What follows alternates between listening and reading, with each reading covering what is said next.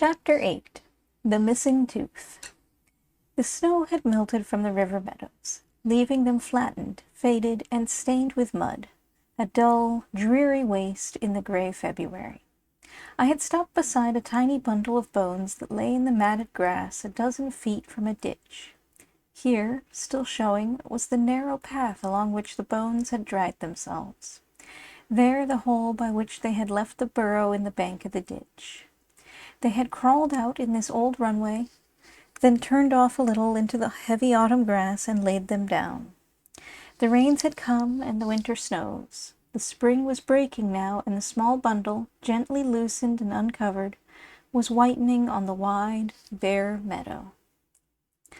Shall I stop beside this small bundle of whitening bones, or shall I turn my head away and pass on?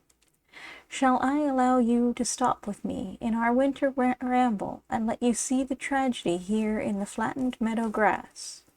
Or shall I hide from your eyes the dark, the bitter, the tragic in the lives of the wild things out of doors? I think it is best to hide nothing from you. Real love for nature is largely sympathy with nature, and there can be no sympathy without intimate and full understanding of the struggle and suffering in the lives out of doors. There is a dark story in this little bundle of bones. Do you wish to hear it? There is a fierce, cruel threat in the growl of the winter wind. Do you wish to hear that? There is menace and death in the shrill scream of the hawk. Do you wish to hear that? Or do you wish to hear only the song of the robin, only the whisper of the summer breeze, only the story of the life and love and joy of things? No, there are two sides to life, two sides to your life, the bright and dark sides, two sides to the lives of all men and to the lives of all things. Summer is the bright side of nature's life. Winter is the dark side. Summer and winter are both needed to round out the life of the year. So tears and laughter seem to be needed in our lives, joy and sorrow, peace and suffering, rest and hardship. These, or something like them, seem to be needed in the lesser lives of birds and beasts to round out their experience and make them keen and strong. Happily, the pain and suffering in nature are largely hidden from us.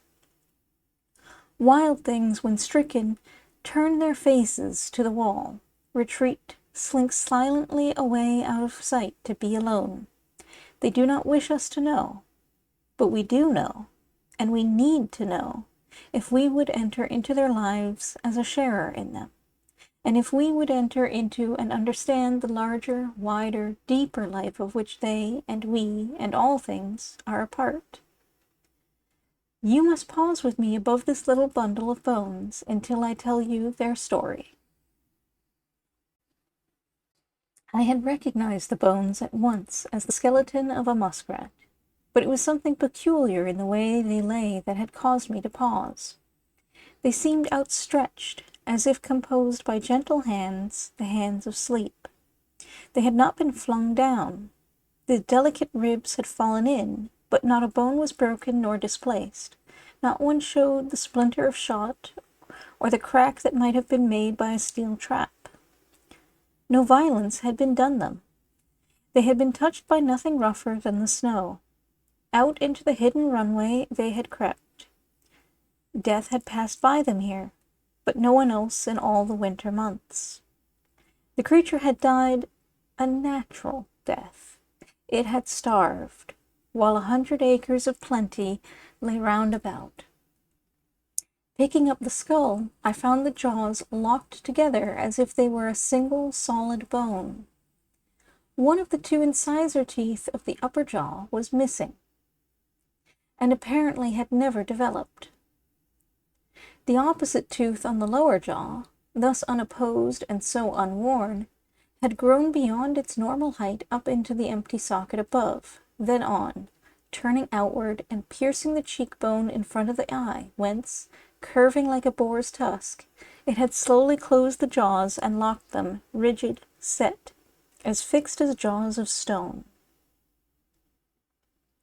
At first the animal had been able to gnaw, But as the tooth curved through the bones of the face and gradually tightened the jaws, the creature got less and less to eat, until one day, creeping out of the burrow for food, the poor thing was unable to get back. We seldom come upon the like of this. It is commoner than we think, but as I have said, it is usually hidden away and quickly over. How often do we see a wild thing sick, a bird or animal suffering from an accident, or dying like this muskrat because of some physical defect? The struggle between animals, the falling of the weak as prey to the strong, is ever before us. But this single-handed fight between the creature and nature is a far rarer, silenter tragedy. Nature is too swift to allow us time for sympathy. At best, there is only a fighting chance in the meadow.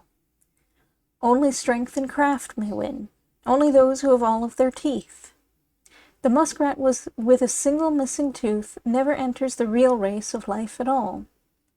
He slinks from some abandoned burrow, and, if the owl and mink are not watching, he dies alone in the grass, and we rarely know. I shall never forget the impression made upon me by those quiet bones. It was like that made by my first visit to a great city hospital, out of the busy, cheerful street into a surgical ward, where the sick and injured lay in long white lines. We tramped the woods and meadows and never stepped from the sweet air and the pure sunlight of health into a hospital. But that is not because no sick, ill-formed, or injured are there. The proportion is smaller than among us humans, and for very good reasons, yet there is much real suffering, and to come upon it, as we will now and then, must certainly quicken our understanding and deepen our sympathy with the life out of doors.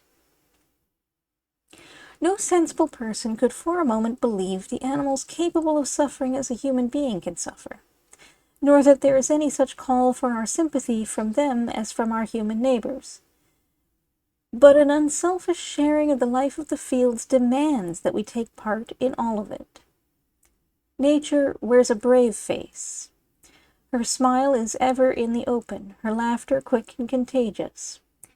This brave front is no mask. It is real. Sunlight, song, color, form, and fragrance are real. And so is our love and joy in nature real. Real also should be our sympathy and sorrow with nature. Here, for instance, are my crows. Do I share fully in the life of nature so long as I think of the crow only with admiration for his cunning, or with wrath at his destruction of my melons and corn? A crow has his solemn moments. He knows fear, pain, hunger, accident, and disease. He knows something very like affection and love. For all that, he is a mere crow. But a mere crow is no mean thing. He is my brother. And a real love will give me part in all his existence. I will forage and fight with him. I will parley and play.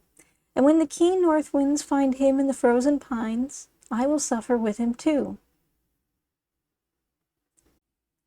Here again are my meadow voles.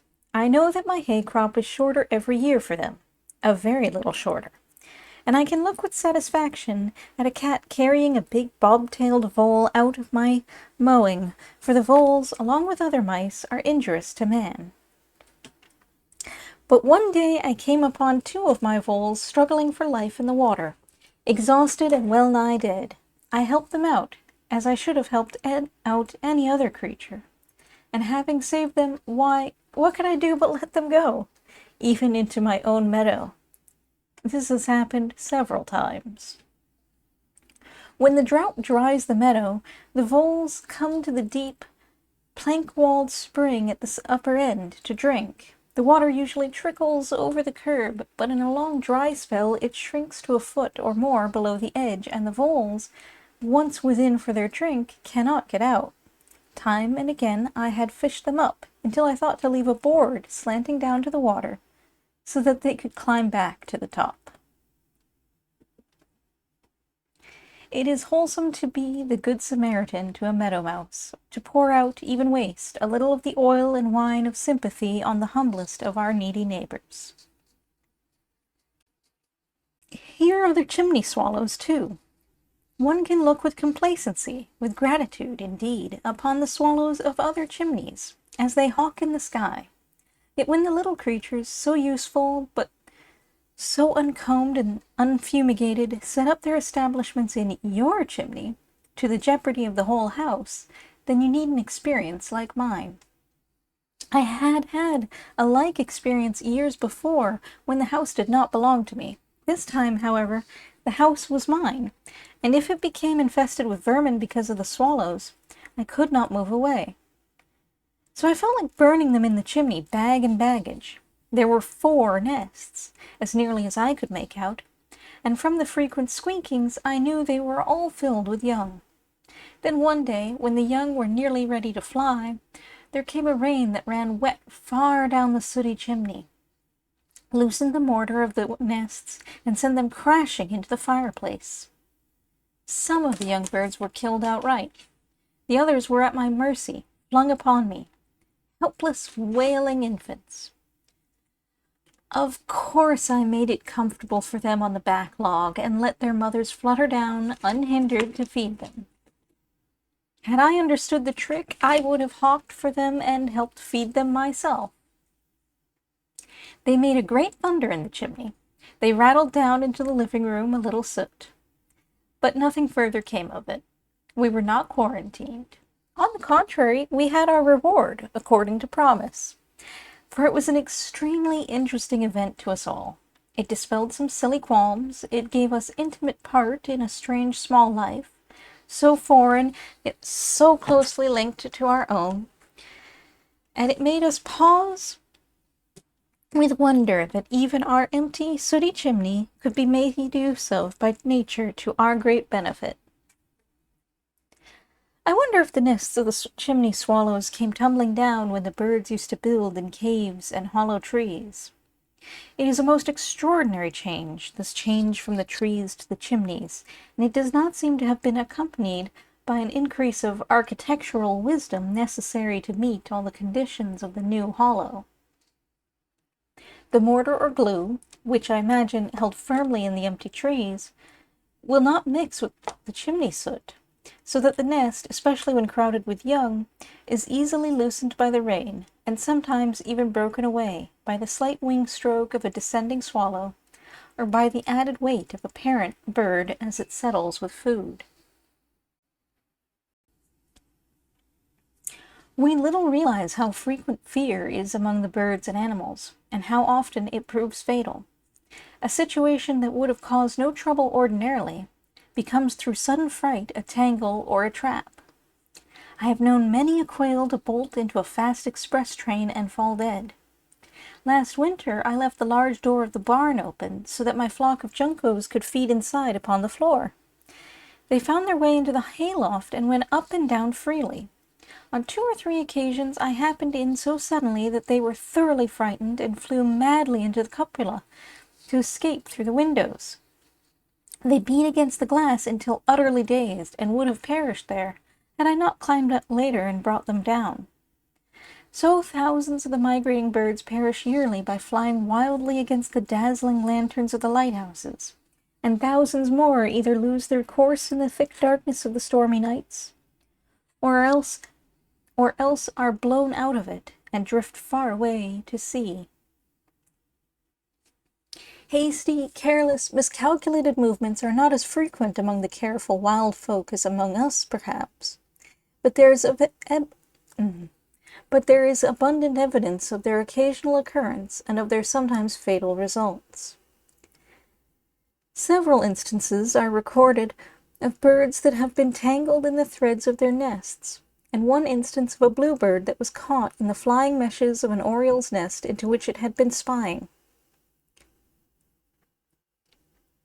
I once found the mummied body of a chippy twisting and swinging in the leafless branches of a peach tree. The little creature was suspended in a web of horsehair about 2 inches below a nest. It looked as if she had brought a snarled bunch of the hair and left it loose in the twigs. Later on, a careless step, and her foot was fast, when every frantic effort for freedom only tangled her the worse. In the nest above were 4 other tiny mummies. A double tragedy that might with care have been averted. A similar fate befell a song sparrow that I discovered hanging dead upon a barbed wire fence. By some chance it had slipped a foot through an open place between the 2 twisted strands, and then, fluttering along, had wedged the leg and broken it in the struggle to escape. We have all held our breath at the hazardous traveling of the squirrels in the treetops. What other animals take such risks, leaping at dizzy heights from bending limbs to catch the tips of limbs still smaller, saving themselves again and again by the merest chance? But luck sometimes fails. My brother, a careful watcher in the woods, on one occasion when he was hunting, saw a gray squirrel miss its footing in a tree and fall, breaking its neck upon a log beneath. I have frequently known squirrels to fall short distances, and once I saw a red squirrel come to grief like this gray squirrel. He was scurrying through the tops of some lofty pitch pines, a little hurried and flustered at sight of me, and, nearing the end of a high branch, was in the act of springing, when the dead tip cracked under him and he came tumbling headlong. The height must have been 40 feet, so that before he reached the ground he had righted himself, his tail out and legs spread, but the fall was too great. He hit the earth heavily, and before I could reach him he lay dead upon the needles, with blood oozing from his eyes and nostrils. Unhoused and often unsheltered, the wild things suffer as we hardly yet understand. No one can estimate how many of our wild creatures die in a year, from severe cold, heavy storms, high winds, and tides. I have known the nests of a whole colony of gulls and terns to be swept away in a great storm, while the tides over and over have flooded the inlet marshes and drowned out the nests in the grass. Those are the clapper rails by thousands. I remember a late spring storm that came with the returning redstarts and, in my neighborhood, killed many of them. Toward evening of that day, one of the little black and orange voyageurs fluttered against the window, and we let him in, wet, chilled, and so exhausted that for a moment he lay on his back in my open palm.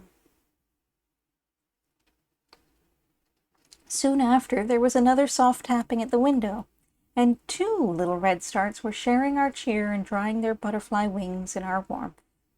Both of these birds would have perished had we not harbored them for the night. The birds and animals are not as weather-wise as we. They cannot foretell as far ahead, nor provide as certainly against need, despite the popular notion to the contrary. We point to the migrating birds, to the muskrat houses, to the hordes of the squirrels, and say, how wise and far-sighted these nature-taught children are. True, they are, but only for conditions that are normal. Their wisdom does not cover the unusual. The gray squirrels did not provide for the unusually hard weather of last winter. 3 of them from the woodlot came begging of me, and lived on my wisdom, not their own. Consider the ravens, that neither sow nor reap, that have neither storehouse nor barn, yet they are fed, but not always. Indeed, there are few of our winter birds that go hungry so often as do the cousins of the ravens, the crows, and that die in so great numbers for lack of food and shelter. After severe and protracted cold, with a snow-covered ground, a crow roost looks like a battlefield, so thick lie the dead and wounded. Morning after morning the flock goes to forage in the frozen fields, and night after night returns hungrier, weaker, and less able to resist the cold. Now as the darkness falls, a bitter wind breaks loose and sweeps down upon the pines. Listening the doors and winnocks rattle, I thought me on the Uri cattle. And how often I have thought me of the crows biding the night yonder in the moaning pines. So often as a boy, and with so real an awe, have I watched them returning at night, that the crows will never cease flying through my wintry sky, an endless line of wavering black figures, weary, retreating figures, beating over in the early dusk. And tonight another wild storm sweeps across the winter fields. All the afternoon the crows have been going over, and are still passing as the darkness settles at 5 o'clock. Now it is nearly 8, and the long night is but just begun. The storm is increasing. The wind shrieks about the house, whirling the fine snow in hissing eddies past the corners and driving it on into long, curling crests across the fields. I can hear the roar as the wind strikes the shoal of pines where the fields roll into the woods. A vast surf sound, but softer and higher, with a wail like the wail of some vast heart in pain. I can see the tall trees rock and sway with their burden of dark forms. As close together as they can crowd on the bending limbs cling the crows, their breasts turned all to the storm. With crops empty and bodies weak, they rise and fall in the cutting, ice-filled wind for 13 hours of night. Is it a wonder that the life fires burn low, that sometimes the small flames flicker and go out?